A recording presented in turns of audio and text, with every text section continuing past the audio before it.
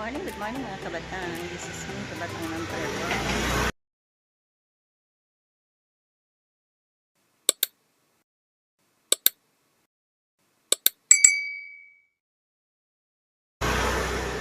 Dito po ako sa labas ng bahay. Kakadiko ko lang po. Lakad muna po ako dito. Katatapos ko lang po prepare ng pagkain ni Lola. Wala yung tapunan ng mga gamit, yung mga hindi na nila ginagamit. Ayan po.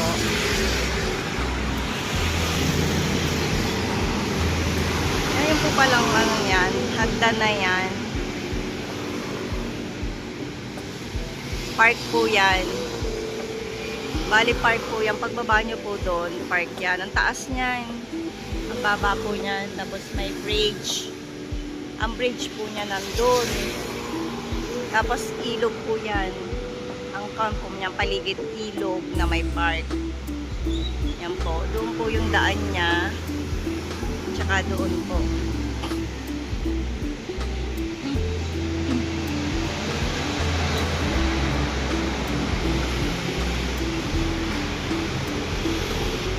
Hanggang dito lang din po ako naglalakad-lakad dito sa parting to kasi hindi po ako nakakalayo dahil ang alaga ko. Ganito po dito sa Taiwan. Yan, mga motor po yan. Oo, magdamag maghapon yan dyan. Hindi po yan nawawala. Hindi katulad sa atin, pag iniwan mo, ayan, kahit nakalak, mananakaw. Ito po pala yung factory ni boss, tsaka yung motor ni boss. Yan. Yan po yung factory nila. Dito po nakatira si Big Boss. Hindi ko lang po alam kung saan banda dyan. Ganyan po yung mga unit dito. Ayan. Ayan po. Dito po yung bahay namin. Ayan, nandito na ako sa bahay. Nakita ko si yung kaibigan ko din. Dito lang po yung bahay namin. Yan. Simple lang.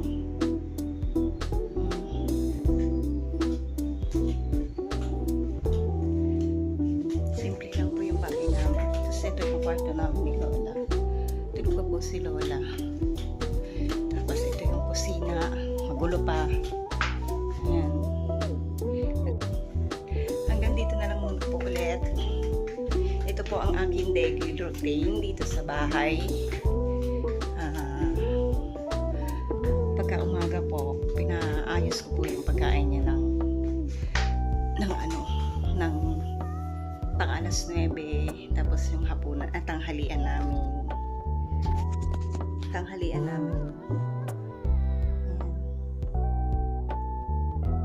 Pero yung kay Lola po bukod yun. Kasi hindi na siya kumakain ng matitigas, yung malalaki. Pa-blender po yung pagkain. Kaya bukod po yung kay Lola. Monday to Friday po kasi dito kumakain yung amo ko. Yung panganay, yung bunso niyang lalaki. Monday to Friday po. Kaya nagluluto po ako ng Monday to Friday. Opo. Kaya yan po yung daily routine ko dito. Ayan. Suportahan niyo po ang aking YouTube channel. Please like and share and subscribe to my YouTube channel, Maricel MC Vlogs. Sana po suportahan niyo po ako. Thank you for watching. God bless you all. Bye-bye.